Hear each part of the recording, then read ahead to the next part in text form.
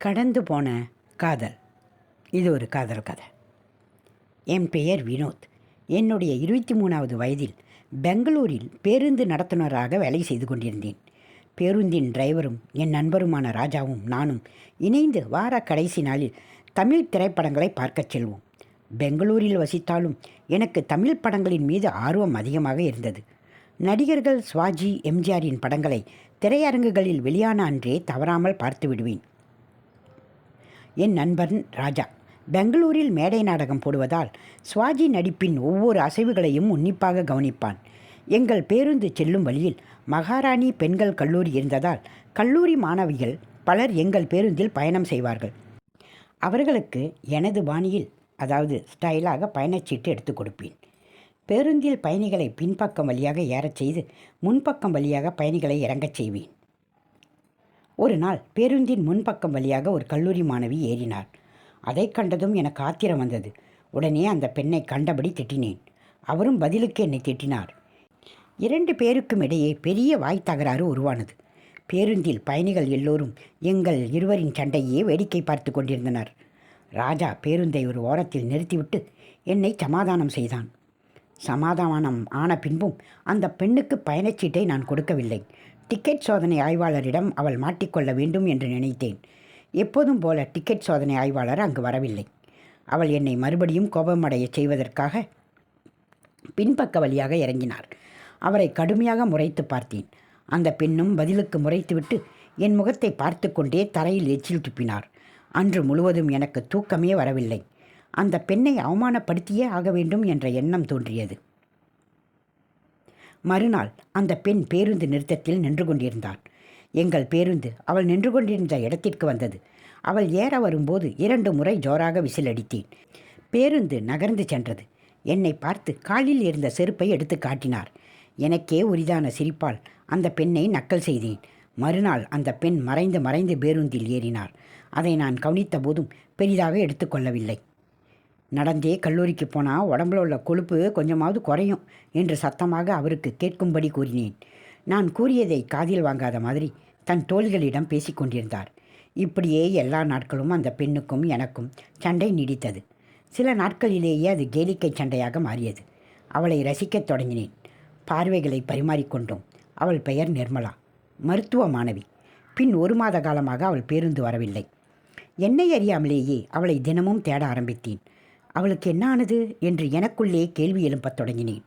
அவள் நின்று கொண்டிருக்கும் பேருந்து நிறுத்தத்தில் சுற்றுமுற்றும் பார்த்து அவள் எங்காவது ஒளிஞ்சிருக்கிறாளா என்று நினைத்து கொள்வேன். அவளை நினைத்தே என்னுடைய இரவு நேரம் தூக்கம் கெட்டது. ராஜா பொழுதுபோக்குக்காக நாடகம் போடுவதால் என்னுடைய மனநிலையை மாற்றுவதற்காக ஒரு நாள் அங்கு போனேன். எனக்கு குருச்சேத்திரம் நாடகத்தில் துரியோதனன் கதாபாத்திரம் கொடுத்தான். அங்கு ஆயிரக்கணக்கான மக்கள் நாடகத்தை காண கூடியிருந்தார்கள். அந்த கூட்டத்தில் நிர்மலா இருப்பாள் என்று நினைத்து கொண்டு மேடையில் நடித்து முடித்தேன். நாடகம் முடிந்ததும் மக்கள் துரியோதனன் வேஷம் அணிந்து என்னை பார்ப்பதற்காக வந்து பாராட்டவும் செய்தார்கள். மறுநாள் பேருந்தில் நிர்மலா எப்போதும் போல் முன்பக்கமாக ஏறினாள். அவளிடம் எந்த ஒரு வார்த்தையும் நான் பேசவில்லை. அவளுடைய முகம் சற்று கவலை கலந்த முகமாக இருந்தது.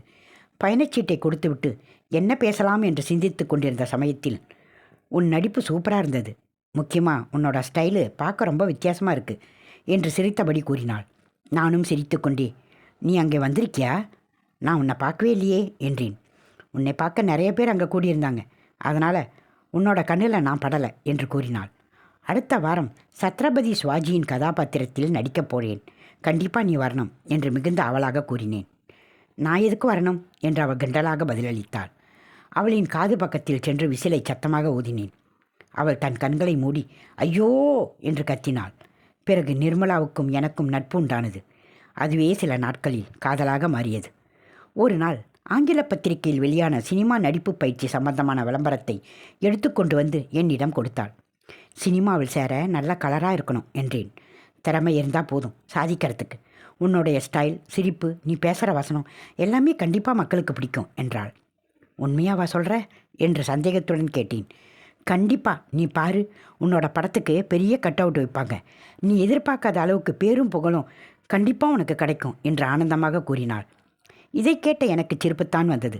இதெல்லாம் என் கனவுல கூட நடக்காது என்று நினைத்து கொண்டேன். சினிமா நடிப்பு பயிற்சியில் சேர அவளே விண்ணப்பத்தை பூர்த்தி செய்து சென்னைக்கு அனுப்பினாள். சில நாட்களிலேயே பதில் கடிதமும் வந்தது. அதில் நேர்காணலுக்கான தேதி மற்றும் நேரம் குறிப்பிடப்பட்டிருந்தது. நான் சினிமாவில் நடிக்கச் சென்று வெறுக்கையோடு தான் திரும்பி வருவேன் என்று எங்கள் வீட்டில் பேசினார்கள். என்னை ஊக்குவித்தது நிர்மலா ஒருத்தி மட்டுமே. சென்னை செல்வதற்கான பணத்தையும் ஏற்பாடு செய்து என்னை அனுப்பி வைத்தாள். சென்னை திரைப்படக் கல்லூரியில் நடைபெற்ற நேர்காணலில் நாடகத்தில் நான் நடித்த கதாபாத்திரங்களின் வசனம் பேசி நடித்து நேர்காணலில் வெற்றி பெற்றேன். வெற்றியோடு பெங்களூருக்கு சென்று நான் வெற்றி பெற்ற விஷயத்தை நிர்மலாவிடம் கூறினேன். அவள் என்னை விட மிகுந்த சந்தோஷம் அடைந்தாள். அவளுடைய கண்ணில் நீர் வழியத் தொடங்கியது. அவளின் ஆனந்தத்தை பார்த்தபடியே அமைதியாக நின்று கொண்டிருந்தேன். என்னை கட்டிப்பிடித்து கொண்டு நெற்றியில் முத்தங்கள் கொடுத்தாள். நிலா வெளிச்சத்தில், இரவு பூச்சிகளின் சத்தத்தில் அவளுடன் நானும் என்னுடன் அவளும் இருந்த இனிமையான தருணம் அது.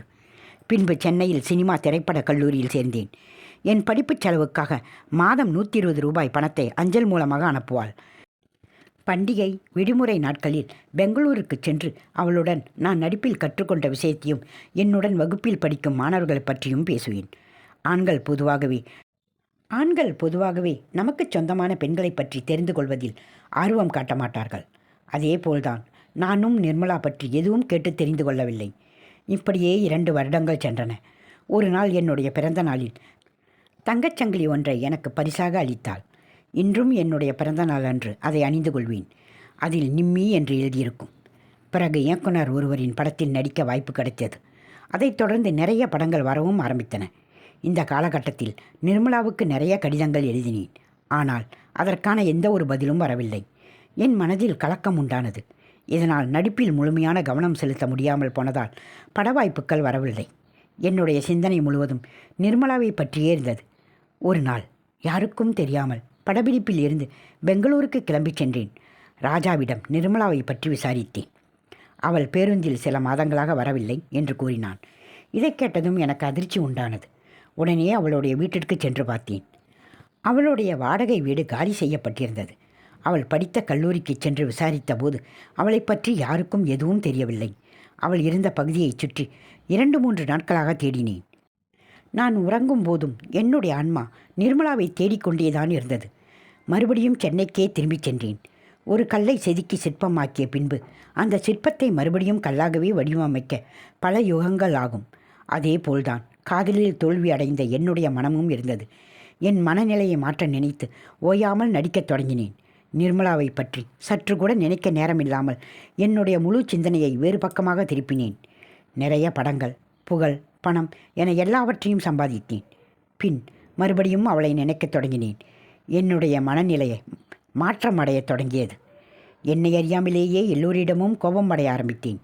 என்னை பார்ப்பவர்கள் எல்லோரும் பைத்தியம் பிடித்துள்ளது என்று நினைக்கத் தொடங்கினார்கள். வாழ்க்கையில் எந்த ஒரு குறிக்கோளும் இல்லாமல் நகர்ந்து சென்றேன். என்னால் நிறைய பேர் துன்பம் அனுபவித்ததை எண்ணி என்னை ஆன்மீகத்தில் முழுமையாக ஈடுபடுத்தி கொண்டேன். இரவில் நான் பார்த்த ரசித்த நட்சத்திரங்கள் எத்தனையோ கோடிகள். ஆனால் என் இதயத்தில் நட்சத்திரமாக தோன்றி என் வாழ்க்கைக்கு ஒளியேற்றியவள் என்றுமே நிர்மலா மட்டுமே. இன்னும் அவளை தேடிக்கொண்டிருக்கிறேன். ஒவ்வொரு பேருந்து பயணத்திலும்